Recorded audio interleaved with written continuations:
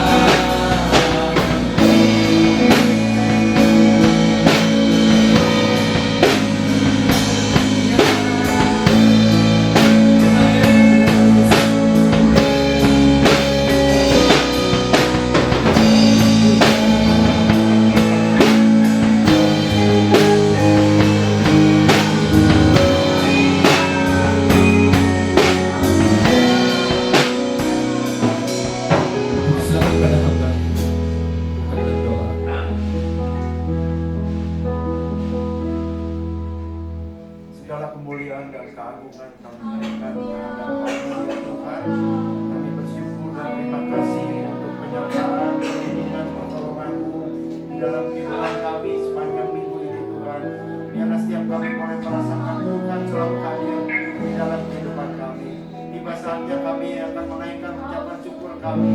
Melalui puji-pujian kami akan mengangkat suara kami. Biar setiap pujian yang kami naikkan berkenan dan menyenangkan hati ya Bapa. Kami undang hadirat-Mu hadir di tengah-tengah kami, mengurapi setiap kami yang ada di ruangan ini Tuhan, supaya kami mengalami sukacita dan jamahan Tuhan. Kami minta lawatan-Mu pagi hari ini Tuhan, untuk menjamah satu persatu setiap kami Tuhan, dan kami boleh mendapatkan kelepasan dan kebebasan yang dari Tuhan. Terima kasih ya Bapa, kami menyerahkan seluruh ibadah ini ke dalam tangan-Mu, dan kami serahkan di dalam nama Yesus. Kami berdoa dan mengucap syukur. Amin. Amin. Dipersilakan para jemaat untuk bangkit berdiri. Sekali lagi shalom. Mari kita semangat puji Tuhan. Amin.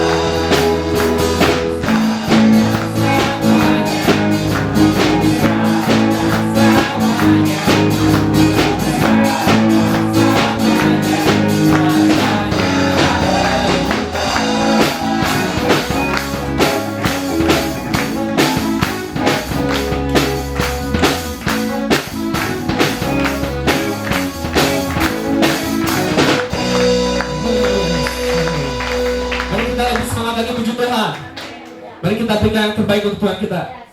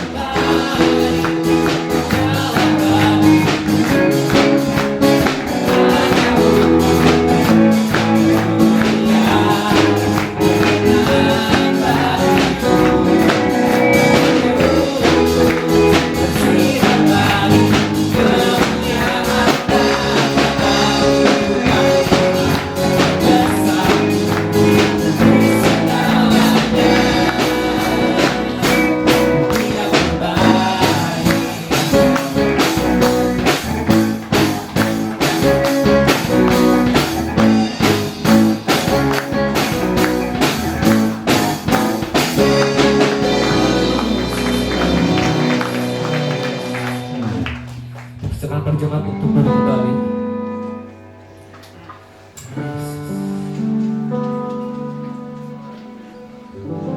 Mari kita berserah hati kita. Kita akan masuk lebih dalam lagi.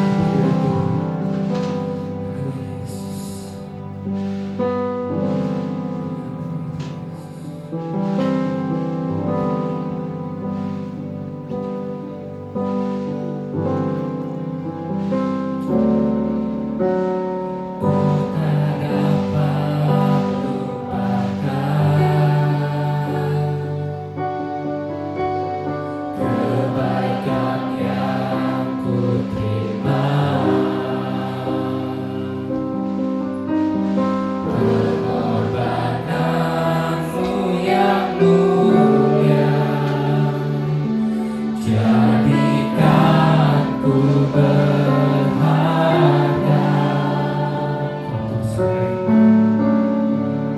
Kau tulus menerima aku apa adanya. Kekuatan kasih-Mu nyata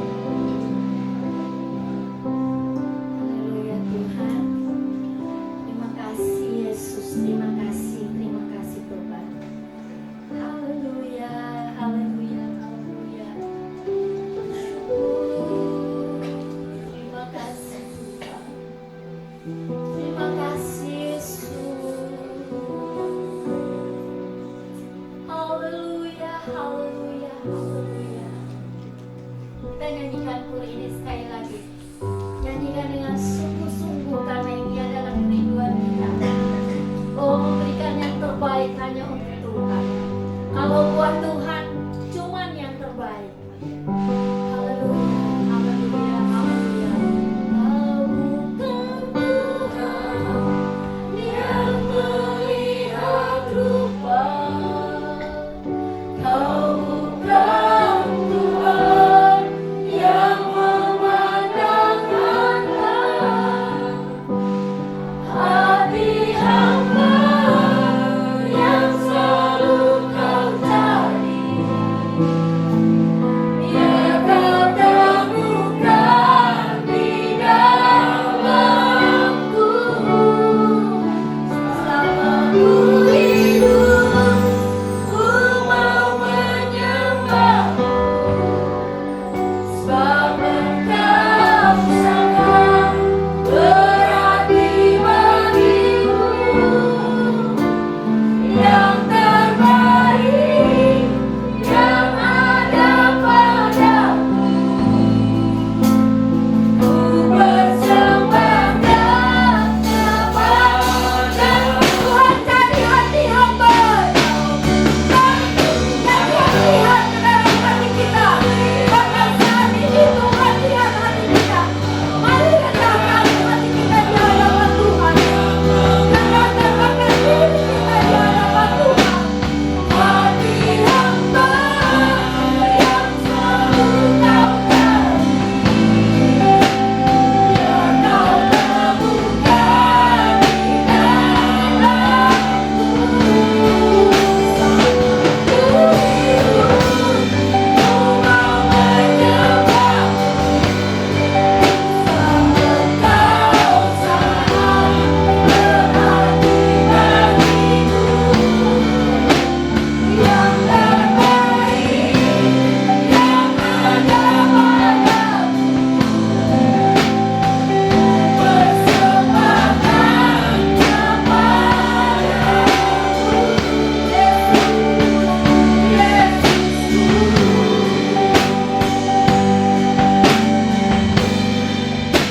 Haleluya, haleluya, haleluya.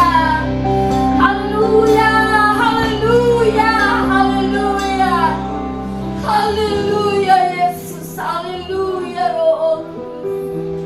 Terima kasih Tuhan. Di pagi yang sangat indah ini ya Bapa, Engkau hadir di tengah-tengah kami. Roh Kudus-Mu akan menguasai kami. Roh Kudus-Mu Tuhan akan melakukan perkara besar pagi hari ini.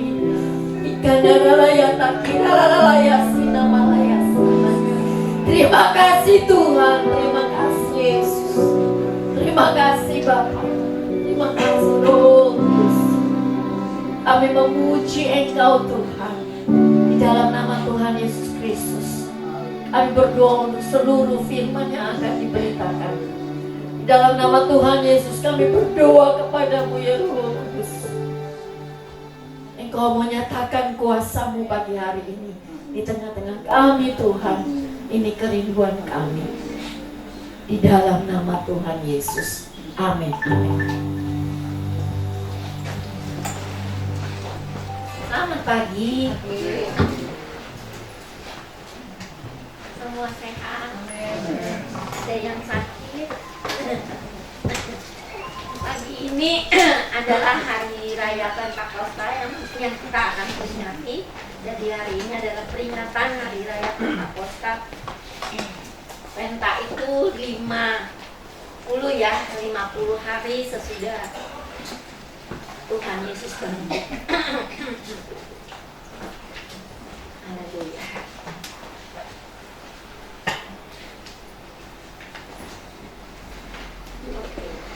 Hari ini saya mempunyai satu tema yang saya mau bagikan kepada saudara-saudara sekalian, yaitu Roh Kudus dan kuasanya. Roh Kudus dan kuasanya. Kita mungkin kadang-kadang agak sedikit nggak terlalu kenal sama Roh Kudus, atau kita tahu suka ngomong Roh Kudus, apalagi karena kita gereja Pentakosta, kita banyak di antara kita yang sudah dibaptis Roh Kudus kalau lagi berdoa atau kalau lagi penyembahan, itu suka keluar kata-kata yang aneh, yang asing, yang bukan bahasa Indonesia, bukan juga bahasa yang kita kenal di dunia ini ya. Sehingga mungkin kita mulai berpikir ini tuh apa sih gitu ya. Tetapi kita mau buka bersama-sama ini cerita tentang sebuah peristiwa yang terjadi di Yerusalem 10 hari sesudah Tuhan Yesus bangkit ke surga, Tuhan Yesus naik ke surga. Kita memperingati 10 hari yang lalu kenaikan Tuhan Yesus. Jadi ya, kalau kita dengar firman Tuhan di minggu-minggu yang lalu, banyak firman Tuhan, apalagi yang kenaikan Tuhan Yesus itu di ibadat kenaikan Tuhan Yesus itu itu diberitakan oleh Pak Edi Gunawan, kalau Bapak Ibu masih ingat semua, tentang kata-kata terakhir yang Tuhan katakan kepada murid-muridnya ya. Nah ini kalau ada orang tua yang meninggal pasti suka ditanya, ada pesan apa gitu ya. Nah Tuhan Yesus waktu mau naik ke surga, naik ke surga itu dia pesan 10 hari jangan tinggalkan Yerusalem, 10 hari diam di Yerusalem. Dan murid-murid Tuhan Yesus itu bukan hanya dari orang-orang di Yerusalem, ada dari kota-kota lain, sehingga 10 hari itu mereka sungguh-sungguh tinggal, tidak pergi-pergi tinggal. Kenapa 10 hari mereka harus menantikan Roh Kudus? Ya, 10 hari kita berdoa setiap malam. Pasti di sini banyak ya, saya lihat banyak setiap malam itu ada 25, paling sedikit 30, 31, 33 orang. 33 monitor ya, 33 ya monitor yang ikut ada di dalam Zoom. Belum lagi satu gadget, mungkin ada 2 orang, mungkin ada 3 orang. Jadi cukup banyak yang ikut berdoa ya. Nah saya merasakan berkat, semua merasakan berkat ya. Ada yang sudah 10 hari ya. Dan kita berdoa sungguh-sungguh untuk kesembuhan, untuk orang-orang yang supaya orang-orang sakit itu bisa disembuhkan. Kita berdoa buat mujizat. Kenapa? Karena Roh Kudus dan kuasanya. Kalau cuma soal Roh Kudus di berbahasa lidah, namanya berbahasa lidah ya, bahasa yang ibu bapak mungkin beberapa yang rasanya nggak asing sih dengernya, tapi kalau saya suruh berbahasa itu kan saya nggak bisa gitu ya, dan mungkin agak sungkan atau segan gimana, atau nggak punya kerinduan untuk mendapatkan atau bisa berdoa di dalam bahasa itu karena tidak mengenal. Tetapi hari ini kita mau belajar tentang Roh Kudus dan kuasanya. Kalau cuma bahasa lidah tanpa kuasa itu percuma, karena Roh Kudus itu ada, kehadiran Roh Kudus itu ada dengan kuasanya. Kalau cuma kehadirannya doang, kita merasa merinding dan sebagainya, tapi kita tidak punya kuasanya, kita tidak mengalami kuasanya, sayang sekali. Ya, kayak kita punya handphone yang canggih sekali, bisa buka ini, bisa buka itu, bisa begini, bisa begitu, tapi cuma bisa dipakai cuma buat telepon, dipakainya cuma telepon, dipakainya paling cuma SMS doang. Sama. Kalau kita ada Roh Kudus, tetapi kita tidak mengalami, kita tidak minta Roh Kudus nyatakan kuasanya, mengalami kuasanya dalam kehidupan kita sehari-hari, sayang sekali. Ya, kata orang dulu mau motong tahu pakai bedog gitu ya, istilahnya ya. Jadi punya alatnya yang besar, tetapi tidak digunakan, tidak dimanfaatkan semaksimal mungkin. Dan jangan takut, Roh Kudus memang datang karena dia mau jadi roh penghibur. Nanti saya akan kasih lihat kepada saudara-saudari sekalian. Mari kita buka bersama-sama terlebih dahulu di dalam Kisah Para Rasul 1 ayat yang ke-8. Semua sudah tahu cerita ini, tetapi saya mau kita bersama-sama baca ayat yang khusus, ayat yang penting dalam peristiwa turunnya Roh Kudus di dalam Kisah Para Rasul 1 ayat yang ke-8. Ini ceritanya masih Tuhan Yesus terangkat ke surga. Ini kata-kata Tuhan Yesus terakhir sebelum dia terangkat ke surga. Mari kita baca bersama-sama. 1, 2, 3. Tetapi kamu akan menerima kuasa kalau Roh Kudus turun ke atas kamu, dan kamu akan menjadi saksiku di Yerusalem dan di seluruh Yudea dan Samaria dan sampai ke ujung bumi. Nah, ini kata-kata Tuhan Yesus sebelum terangkat ke surga. Sesudah ngomong ini Tuhan Yesus terangkat ke surga. Ada 500 orang, bukan 1 atau 2 orang, tapi 500 orang kurang lebih yang melihat Tuhan Yesus terangkat. Jadi pelan-pelan Tuhan Yesus terangkat ya. Wah, kita nggak ada di situ, kita nggak ngalami. Saya percaya pengalaman itu adalah pengalaman yang agung, pengalaman yang luar biasa. Ya, satu peristiwa yang bukan main, ya, yang sekali di dalam sepanjang sejarah zaman, sepanjang sejarah dunia. Kemudian mereka disuruh jangan pergi. Nah, apa yang terjadi adalah di Kisah Para Rasul 2. Jadi kalau Ibu Bapak ada Alkitab ya, boleh dibuka Kisah Para Rasul 2 ya. Saya nggak akan baca sama-sama, nggak akan baca. Tetapi ceritanya sudah 10 orang setiap hari, seperti kita ya, karena kita di Zoom. Setiap malam, setiap hari mereka kumpul. Selalu ada orang di tempat itu, di loteng dikatakan ya. Kemudian hari yang ke-10 mereka juga berkumpul ya. Ada orang-orang, siapa yang berkumpul itu? Bukan orang sembarangan, bukan orang asal-asalan, tapi orang percaya. Kalau Bapak Ibu perhatikan di ayat yang pertama pasal 2 dikatakan orang percaya. Ini adalah sebuah kuncinya, kata kuncinya, secretnya, passwordnya ya. Orang percaya. Jadi nanti kalau Bapak Ibu kita akan bersama-sama lihat mengenai bagaimana kuasa Roh Kudus, dan mungkin bukan mungkin ya, saya berharap, saya percaya kalau Roh Kudus bekerja, Bapak Ibu akan mempunyai kerinduan untuk dipenuhi oleh Roh Kudus, untuk dipenuhi oleh Roh Kudus ya. Nah, kata kuncinya adalah orang percaya. Orang percaya pada berkumpul di satu tempat, tiba-tiba, jadi lagi mungkin lagi berdoa, mungkin ada yang lagi ngobrol pelan-pelan cerita tentang Tuhan Yesus, mengingat kembali apa yang Tuhan Yesus ajarkan dan Tuhan Yesus katakan. Tiba-tiba turun dari langit suatu bunyi seperti tiupan angin keras. Ibu Bapak pernah mendengar bunyi angin? Rumah saya ada di rumah saya ada lantai 2. Jadi kalau angin keras saya mendengar bunyinya. Bunyi yang tiba-tiba keras sekali. Angin yang keras. Bunyinya doang, anginnya belum nggak kerasa. Seperti angin keras dan masuk ke dalam ruangan itu. Mereka lagi duduk ya, dan tampaklah kepada mereka lidah-lidah api.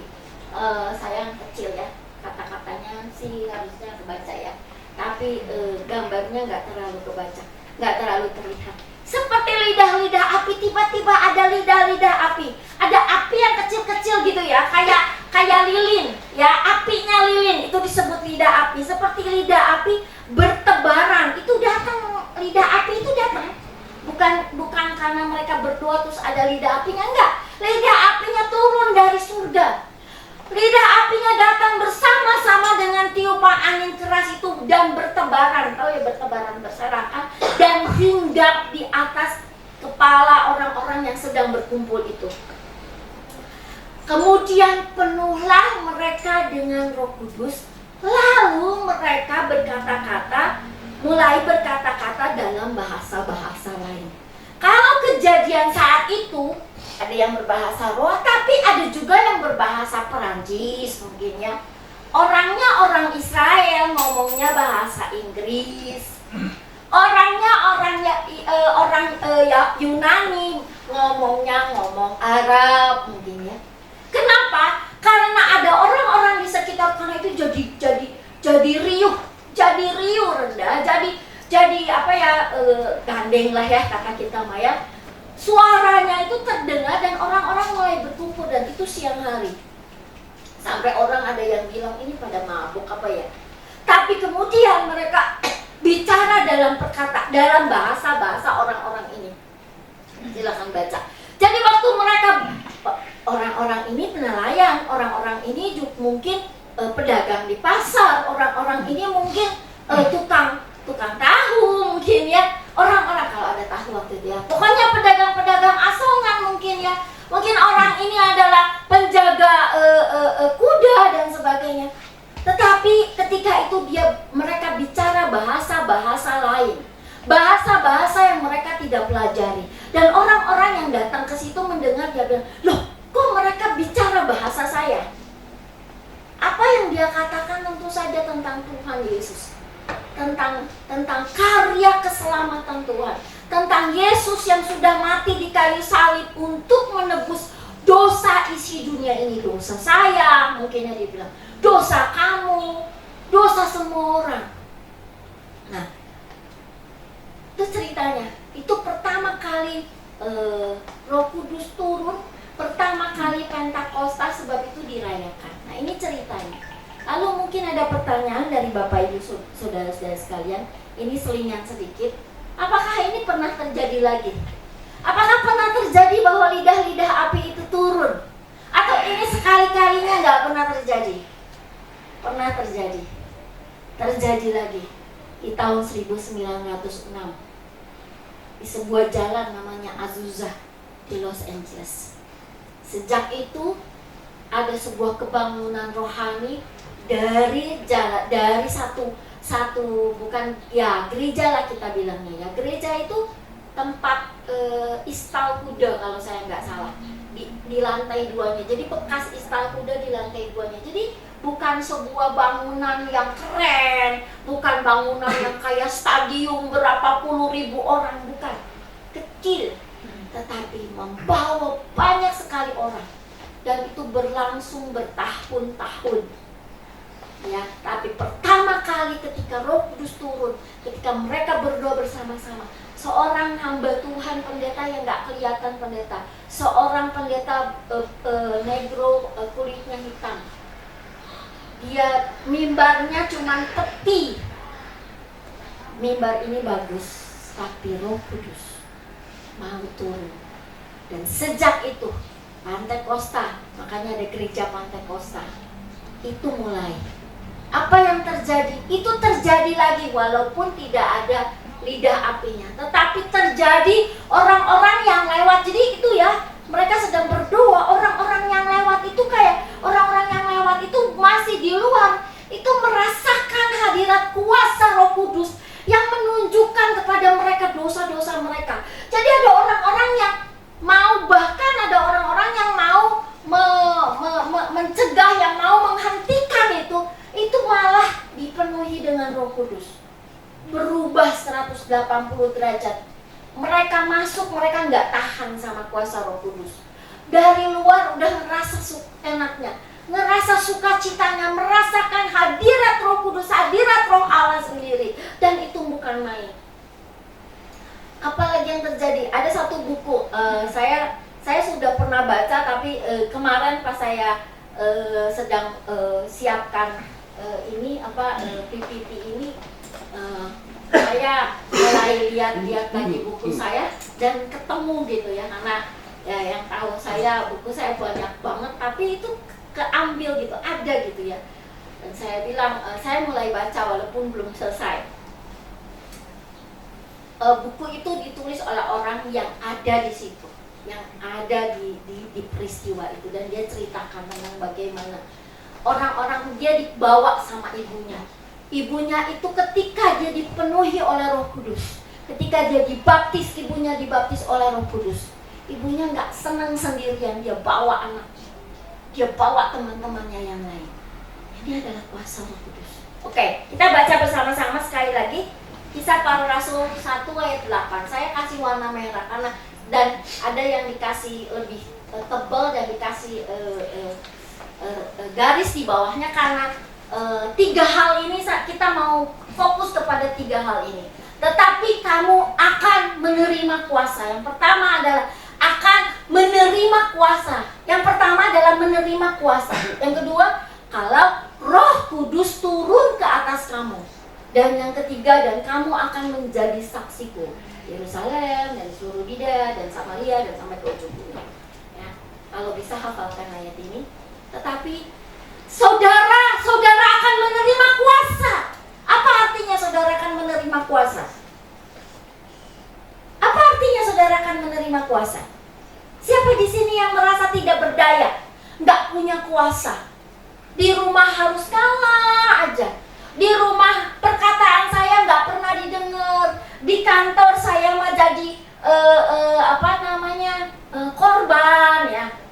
misalnya ya, atau di tempat kerjaan saya mah jadi orang yang dikecilkan. Saudara mungkin nggak punya kuasa.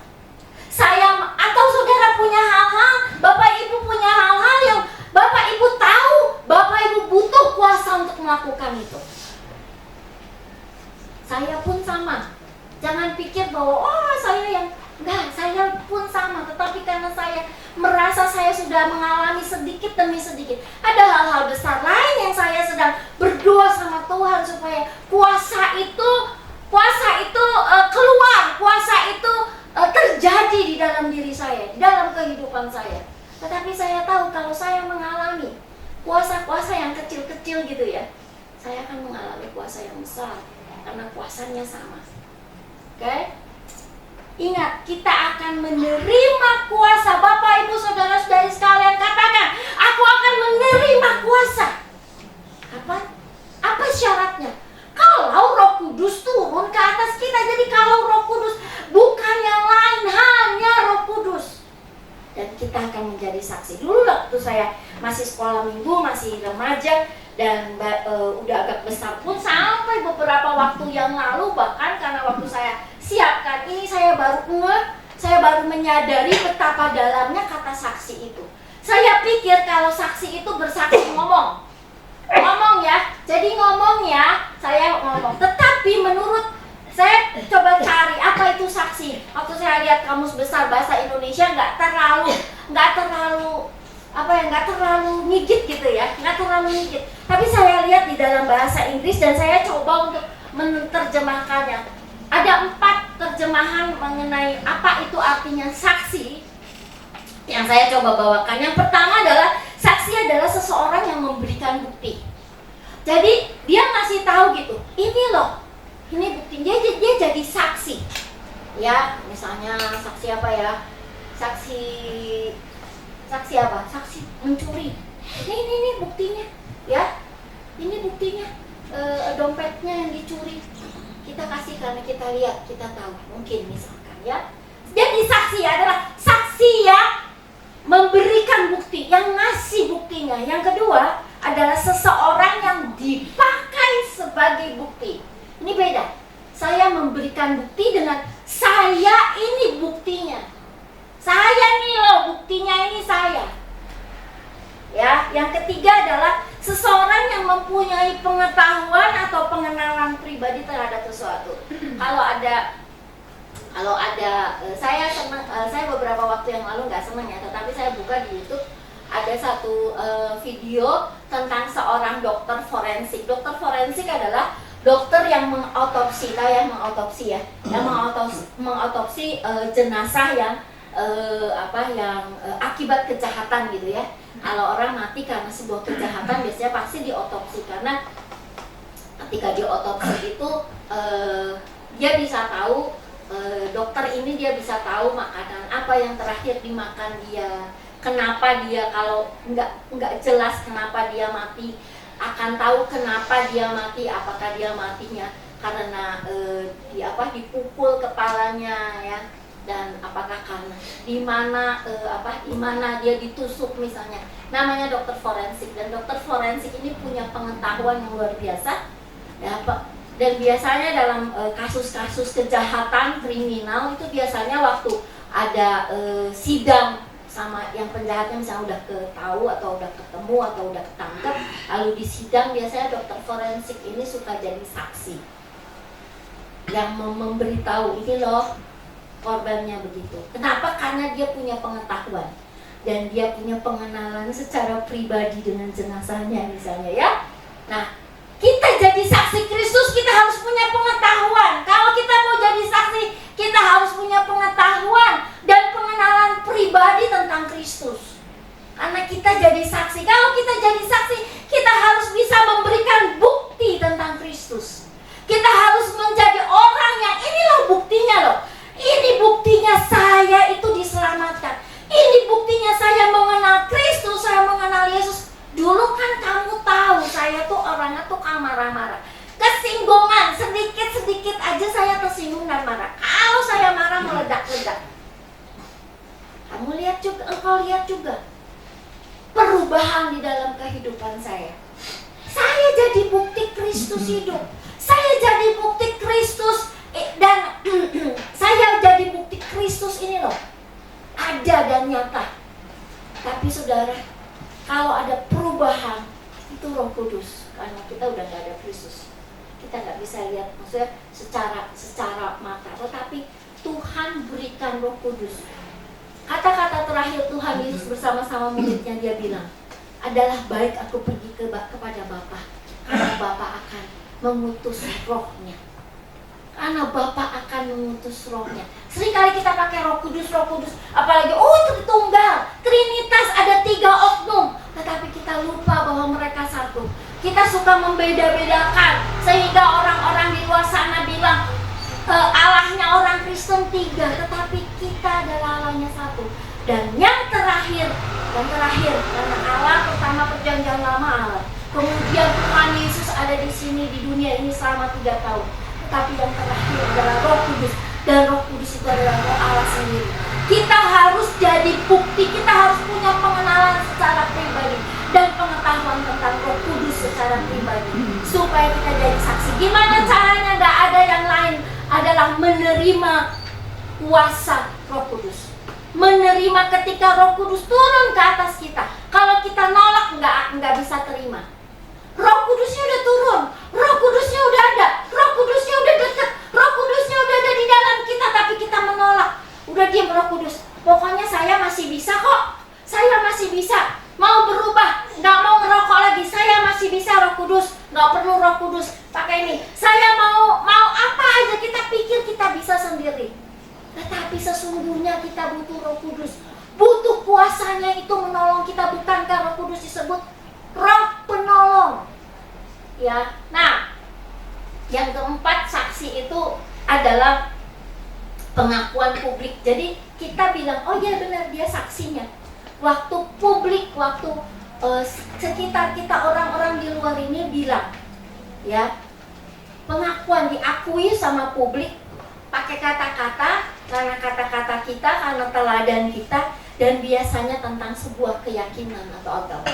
Oke, kita lihat yang berikutnya kalau enggak kan. Ya, kita baca bersama-sama Filipi 2 ayat yang ke-15. Ada di sini kalau Ibu Bapak mau baca, tapi kita mau baca bersama-sama. 1, 2, 3. Supaya kamu tiada beraib dan tiada bernoda, sebagai anak-anak Allah yang tidak bercela di tengah-tengah angkatan yang bengkok hatinya dan yang sesat ini, sehingga kamu bercahaya di antara mereka seperti bintang-bintang di dunia. Ini standarnya Ibu Bapak. Standarnya saudara-saudari sekalian. Standar kalau kita mau jadi saksi, kelihatan, diakui bahwa orang-orang Kristen, bahwa inilah kuasa Roh Kudus, bahwa orang-orang Kristen itu punya kuasa yang luar biasa. Nggak ngerti kenapa orang Kristen, kan nggak ngerti nih orang percaya ini bisa begini. Nggak ngerti mereka itu bukan superhero, tapi semua yang mereka lakukan supranatural. Banyak mujizat yang terjadi. Nanti kita akan lihat. Dan ini kejadian. Hanya di sini di gereja kita belum benar-benar terlihat. Dan mulai saya berdoa sama Tuhan bahwa ini akan terjadi di tengah-tengah kita. Ini akan terjadi di tengah-tengah jemaat gereja sidang jemaat Allah Efrata Pagarsi. Bahwa kuasa Roh Kudus itu seperti dinamit.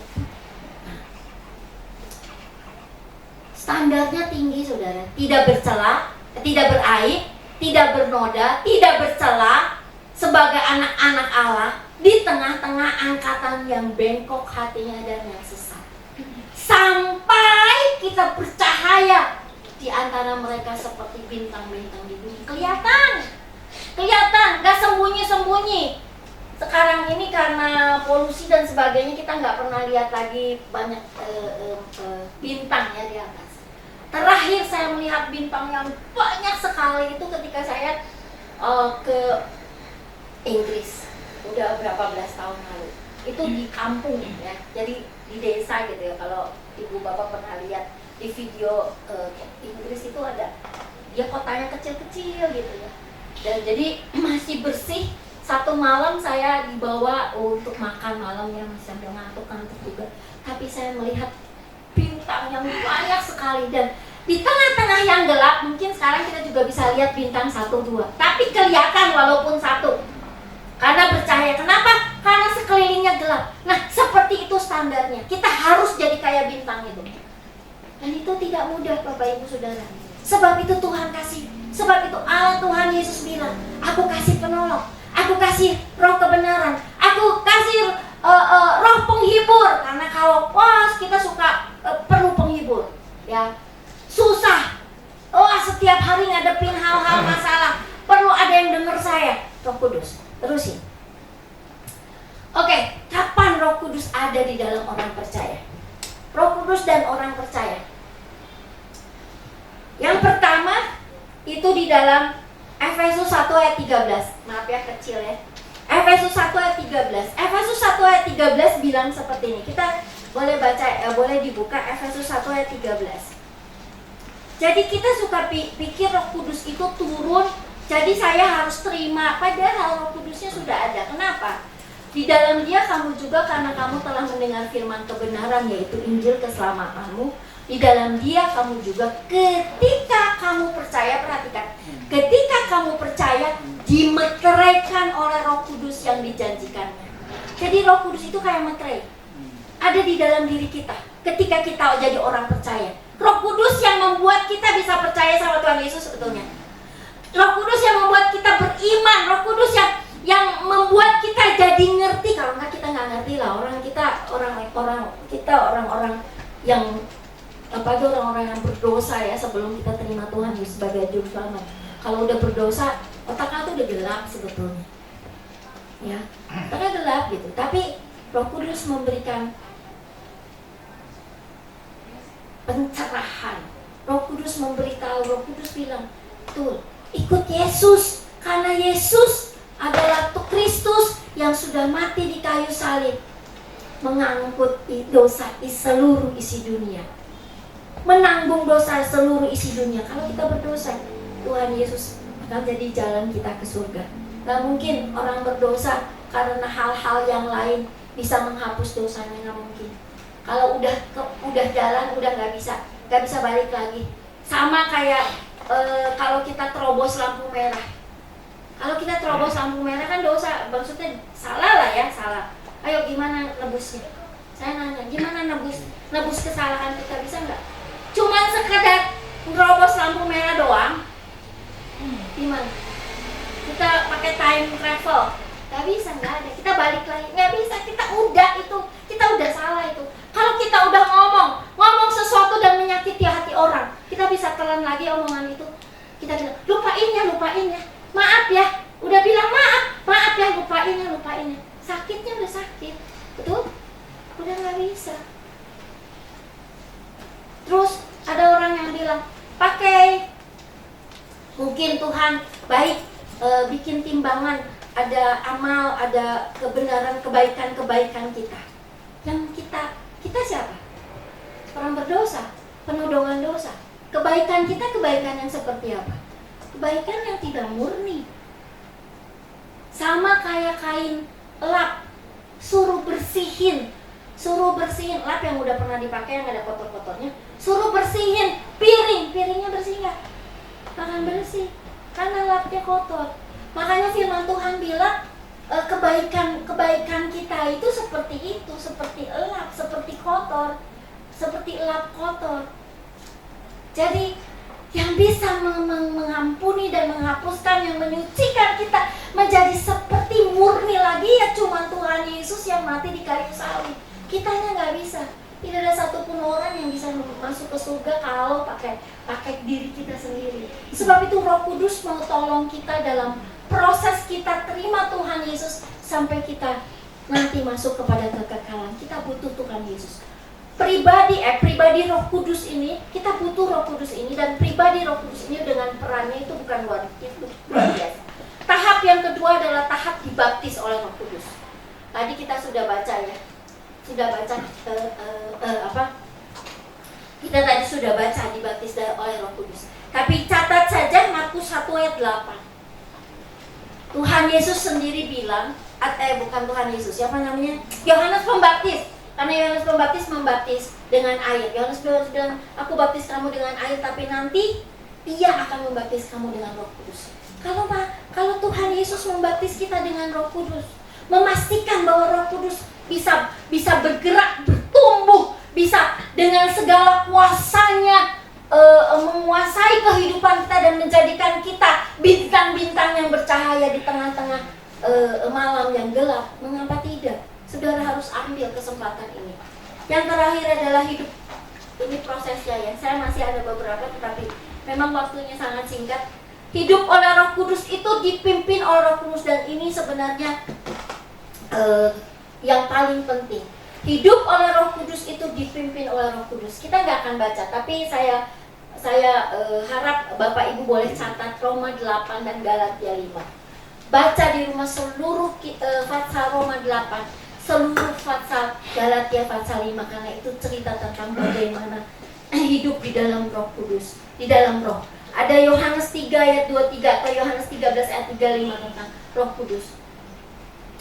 Nah, Bapak Ibu sekalian, saya katakan tadi, Roh Kudus itu adalah Roh Allah sendiri. Saya akan berikan 4 hal saja. Nanti di ibadah yang kedua saya berikan 4 hal yang lain, tetapi 4 hal yang saya mau Bapak Ibu kalau mau catat boleh. Roh Kudus itu memberi kuasa. Kan tadi Roh Kudus itu ada kuasanya. Kuasanya untuk apa? Yang pertama adalah kuasa Roh Kudus memberi kuasa untuk berani. Berapa banyak kita yang kecing ya bahasa Sundanya ya. Nggak tahu pada tahu nggak? Bukan kencing ya, kecing. Kecing itu bahasa apa ya? Kecing itu penakut. Penakut ya, penakut. Kalau ada apa-apa dia Pak belakang ya. Nah, saya katakan kemarin ini di tempat kerja saya itu ada konslet listrik sehingga ngeluarin api dan keluar asap ya. Dan karena saya di situ dan itu gudang, panik semua, takut semua, sampai ada yang gemeteran. Benar-benar saya melihat gemeteran pucat pasti.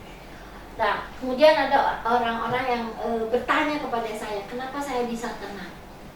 Saya kasih tahu, bukan Roh Kudus yang ada di dalam saya.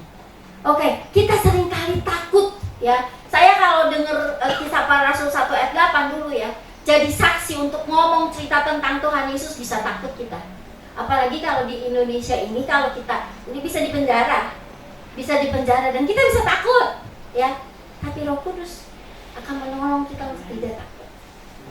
Tetapi untuk jadi saksi bukan hanya ngomong, tapi lebih penting kehidupan kita, perilaku kita, perilaku yang sudah benar-benar di dalamnya ada Roh Kudus yang luar biasa. Nanti saya berikan slide yang bukan main, luar biasa ini. Luar biasa, bahasanya luar biasa ya. Oke, yang kedua, Roh Kudus memberi kuasa untuk bicara tepat di saat yang tepat.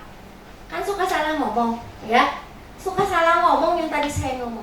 Atau ada orang yang datang ke kita ngomong gini. Maksud kita mau menghibur dia. Tetapi cara menghibur ada lain-lain loh. Ada bisa jadi salah. Bukannya membuat dia jadi bersemangat lagi, tapi malah down. Oh ya, kenapa tuh kamu teh nasib teh kieu-kieu teuing. Itu tidak membangun, saudara.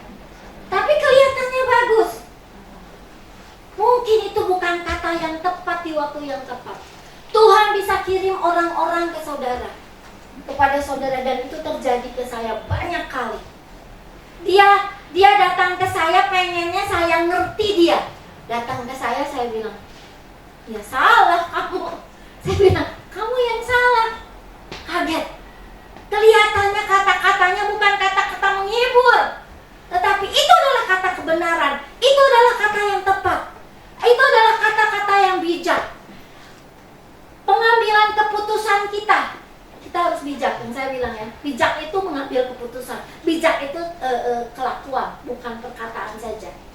Nah, tetapi di waktu yang tepat, kata yang tepat. Sering salah banyak. Waktu salah, katanya jadi salah. Katanya salah, waktu yang salah, ya. Jadi misunderstanding caranya. Salah ngerti. Masih mending kalau salah ngerti terus ya udah, dia juga ngerti kita salah ngerti. Ya udahlah, ngertilah sama-sama. Tapi kalau sudah jadi seperti yang saya bilang tadi, sakit hati, cara berpikir yang berbeda. Yang ketiga, Roh Kudus memberi kuasa untuk melewati penderitaan. Oke. Saya ulang sedikit ya. Roh Kudus memberi kuasa untuk berani. Kalau kita baca di dalam Kisah Para Rasul ayat pasal yang kedua, terus pasal yang ketiga, Petrus, nanti tahu ya cerita Petrus itu siapa. Baca aja Alkitabnya karena saya punya waktu yang terbatas di sini. Tetapi Petrus seorang yang kecil, seorang yang nyumput, seorang yang bilang gala, saya nggak kenal Tuhan dan sebagainya, yang juga bersembunyi bersama-sama teman-temannya yang lain, para murid, yang udahlah Tuhan Yesusnya udah nggak ada, kita mancing lagi, itu Petrus itu. Tapi di pasal yang ketiga Kisah Para Rasul, Petrus adalah orang yang berdiri dan berkhotbah di depan 3.000 orang. Seorang Petrus berkhotbah 3.000 orang dan orang-orang diselamatkan. Orang-orang memberi diri mereka menerima Kristus sebagai juru selamat, bukan main. Itu keberanian yang diberikan oleh Roh Kudus. Kalau bukan Roh Kudus nggak bisa. Yang kedua, Roh Kudus untuk memberi kuasa untuk bicara tepat. Nah, sesudah banyak orang itu ditangkaplah karena ini ngajarin pengajaran apa ini? Apakah ini pengajaran sesat? Jadi dipanggil, diadili di depan mahkamah, ya, mahkamah agama. Tuhan memberikan kata-kata yang tepat di waktu yang tepat.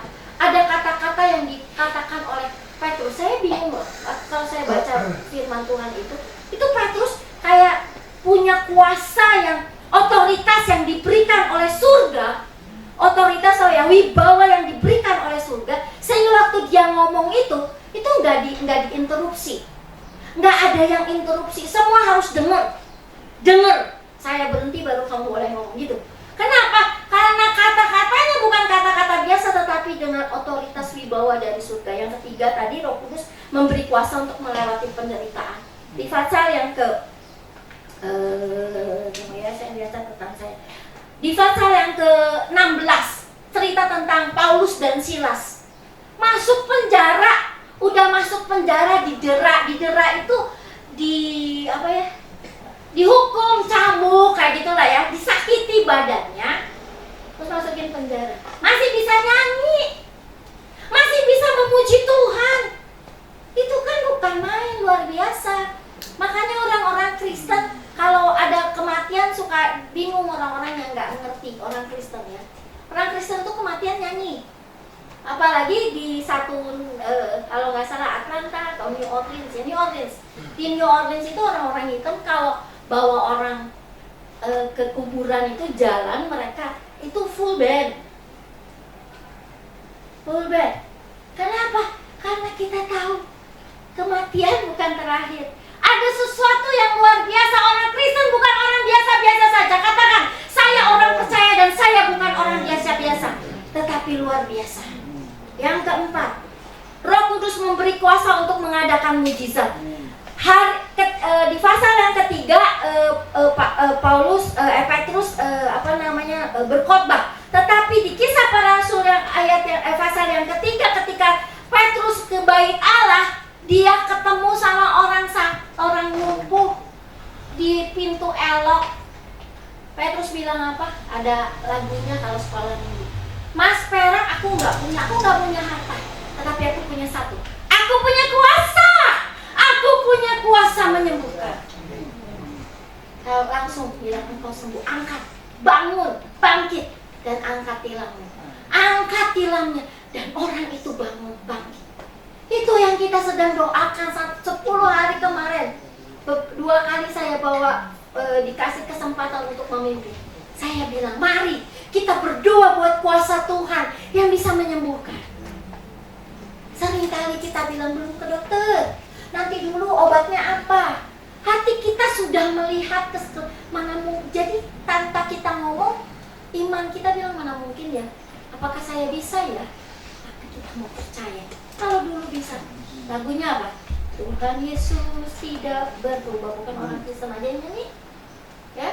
Dan kita dengar dia nyanyi juga, kita diberkati bukan?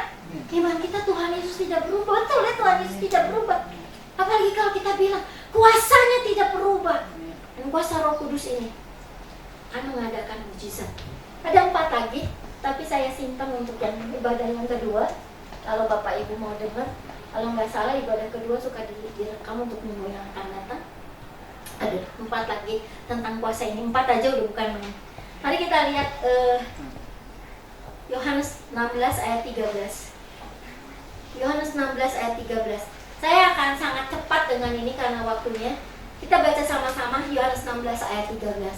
Tetapi apabila Ia, Roh Kudus datang, yaitu Roh kebenaran, Ia akan memimpin kamu ke dalam seluruh kebenaran, sebab Ia tidak akan berkata-kata dari dirinya sendiri, tetapi segala sesuatu yang didengarnya, itulah yang akan dikatakannya, dan Ia akan memberitakan kepadamu hal-hal yang akan datang. Saya usul atau saya sarankan ibu bapak baca renungan warta hari ini, karena saya mengupas ayat ini secara singkat di dalam renungan warta, dan itu juga luar biasa. Firman Tuhan luar biasa sungguh. Oke, kita lihat slide selanjutnya. Oke, saya pilih ini karena banyak sekali. Saya belum pernah ke surga, jadi juga saya nggak tahu jalan ke surganya kayak gimana, gambar surga. Tetapi saya kira-kira seperti ini, ke surga ya. Siapa mau ke surga? Yo, semua mau ke surga. Nggak ada yang nggak mau ke surga. Tapi saya katakan, surga jaminan ibu bapak kalau saudara dipenuhi oleh Roh Kudus.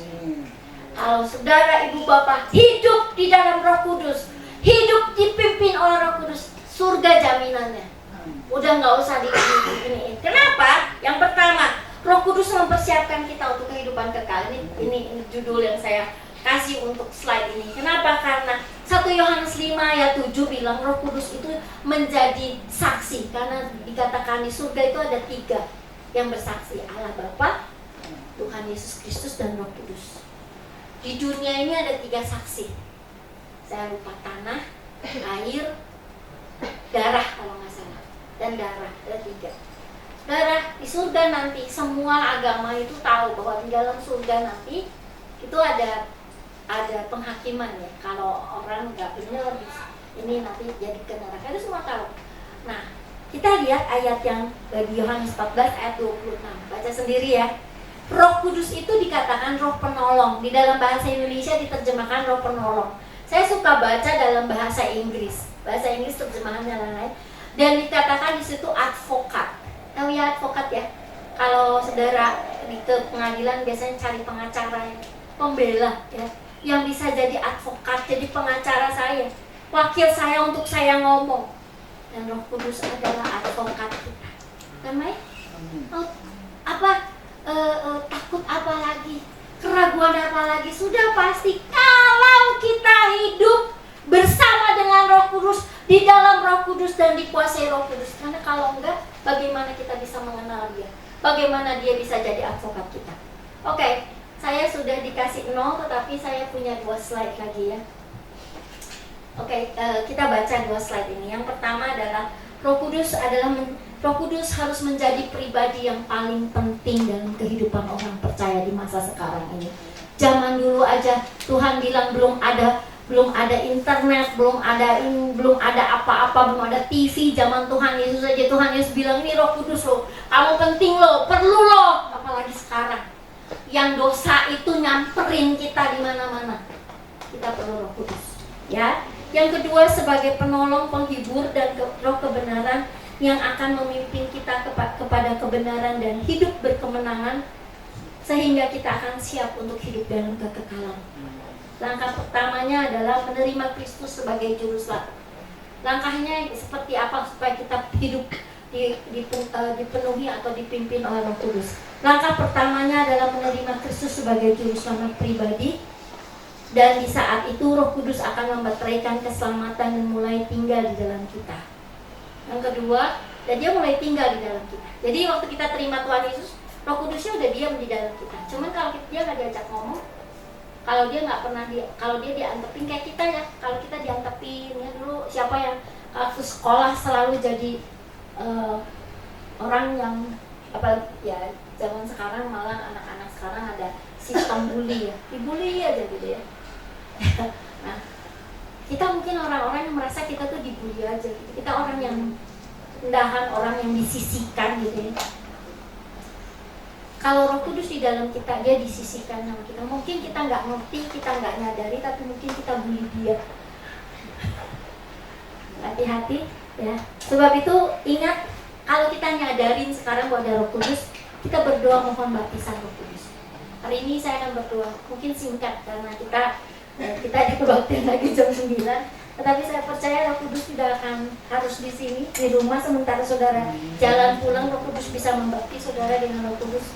Roh Kudus bisa membaptis kita dengan kuasanya sebagai langkah kepenuhan Roh Kudus. Karena kayak dibaptis air tuh, kalau kita dibaptis air selam ya, masuk semua ke airnya, betul? Sampai basah semua dari ujung sampai ujung, betul?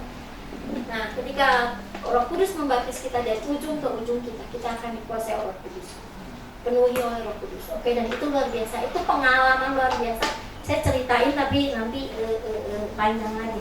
Yang ketiga adalah memberi diri dikuasai. Udah penuh Roh Kudus, bisa bicara bahasa roh. Sampai sekarang ada orang yang bisa bicara bahasa roh, tapi kehidupannya, kalau lihat kehidupannya, saya bingung ya. Nah, jadi harus ada step berikutnya, ada langkah berikutnya adalah memberi diri dikuasai Roh Kudus setiap hari ya. Saya lupa nggak tulis setiap hari, setiap saat, untuk hidup oleh Roh Kudus dan menghidupi hidup yang berkemenangan menuju kekekalan.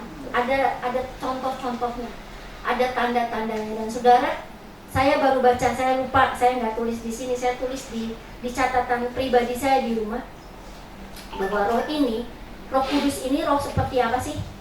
Roh Kudus ini bukan main kan kuasanya tadi ya. Ya, kalau baca di dalam firman Tuhan Kisah Para Rasul, sampai yang bisa bangkitin Lazarus, yang ngebangkitin Lazarus siapa? Tuhan Yesus kan? Yang bangkitin pemuda di Nain siapa? Tuhan Yesus kan? Orang mati dibangkitin. Tapi tahu nggak? Petrus, Paulus itu bisa bangkitin orang mati. Kuasanya itu seperti Tuhan Yesus bisa, Paulus, Petrus juga bisa. Yang nggak bisa cuma naik ke Golgota. Itu semua orang nggak bisa, karena Tuhan Yesus yang tidak berdosa. Hanya satu-satunya Yesus Kristus yang tidak pernah berdosa, yang murni. Sebab itu dia jadi penebusan, ya. Dia harga yang harus dibayar untuk dosa dunia. Saya sudah selesai di sini, tetapi tahukah saudara, kuasa Roh Kudus ini bukan sebesar kuasa bom atom, bukan sebesar dinamit, apalagi perepetnya apa, ya itu ya. Bukan kuasa seperti itu. Bukan kuasa juga yang nanti kereta cepat Bandung Jakarta. Bukan kuasa itu. Bukan kuasa nuklir. Bukan sebesar kuasa nuklir. Jadi sebesar apa? Sebesar kuasa yang menciptakan universe, yang menciptakan alam semesta, itu Roh Kudus. Sebesar itu kuasanya. Sekarang sebesar apa kuasa Roh Kudus di dalam kehidupan saudara-saudari? Kalau sedikit-sedikit kita masih takut, masih khawatir, sakit, masih banyak mengeluh sama teman-teman, saudara-saudara, tetapi tidak mengeluh sama Tuhan. Mengeluh sama Tuhan, bilang Roh Kudus, jadikan saya orang-orang yang kuat, supaya saya bisa menolong orang, bisa doain orang sembuh. Kalau Tuhan, saya mau dipakai sama Tuhan, doain orang sembuh. Tapi kalau doain orang sembuh, saya nggak doain diri sendiri sembuh, gimana? Iya kan? Jadi mari kita berdoa. Saya mau ajak kita semua berdiri bersama-sama. Kita nyanyi, saya undang para pemain musik. Kita nyanyi lagu Haleluya 12 kali. Tapi kalau saudara-saudara di saat ini, Roh Kudus bicara luar biasa pagi hari ini ke dalam hatimu, ke dalam pikiranmu, sehingga engkau bilang, saya butuh Roh Kudus.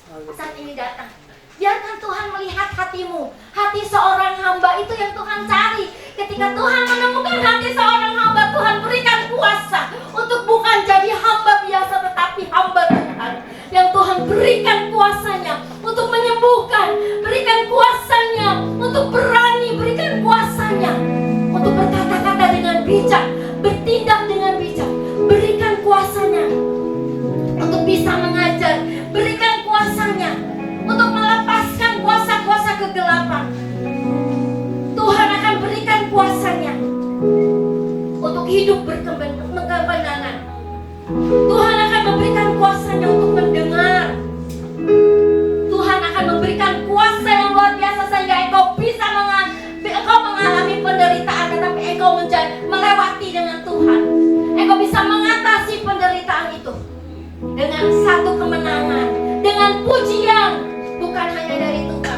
tetapi dari sekelilingmu.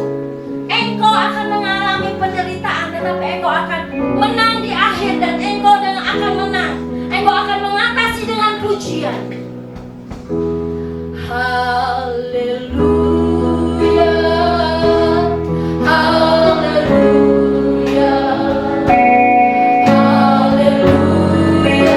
Berapa yang saudara di dalam hatimu, di dalam pikiranmu, Roh Kudus bicara pagi ini bahwa engkau perlu Roh Kudus, engkau mau dibaptis oleh Roh Kudus, engkau mau hidup penuh dan dipimpin oleh Roh Kudus. Langkah pertamamu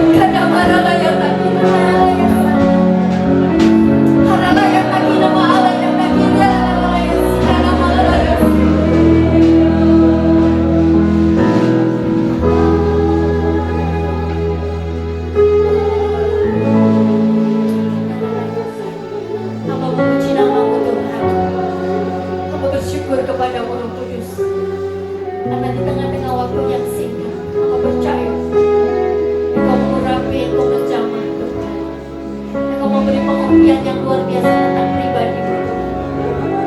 Kalau kami harus tinggalkan tempat ini, Engkau akan menyertai kami Roh Kudus. Engkau akan terus bekerja di dalam kami sampai kami mendapatkan baptisan Roh Kudus, sehingga kami mendapatkan kepenuhan daripadamu, sehingga hidup kami sepenuhnya dipimpin oleh Roh Kudus.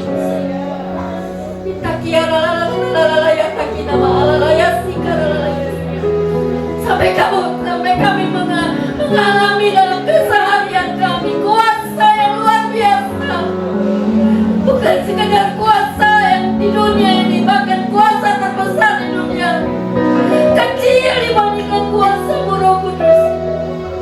Karena Engkaulah Roh yang kuasanya membentuk alam semesta ini Tuhan.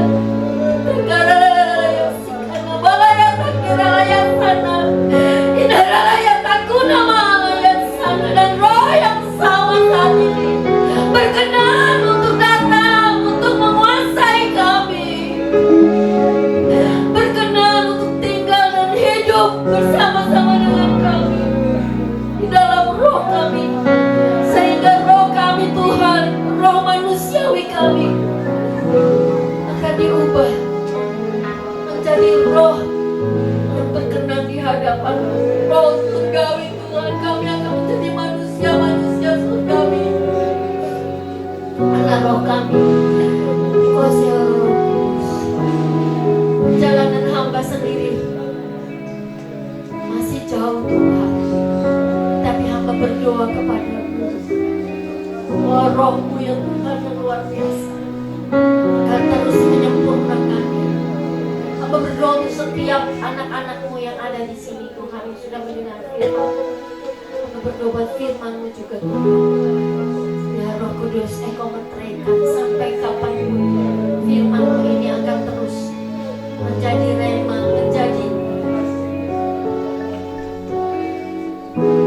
menjadi motivasi kami untuk hidupnya. Pujilah nama-Mu. Di dalam nama Tuhan Yesus Kristus hamba berdoa. Amin. Silakan duduk. Saya persilakan.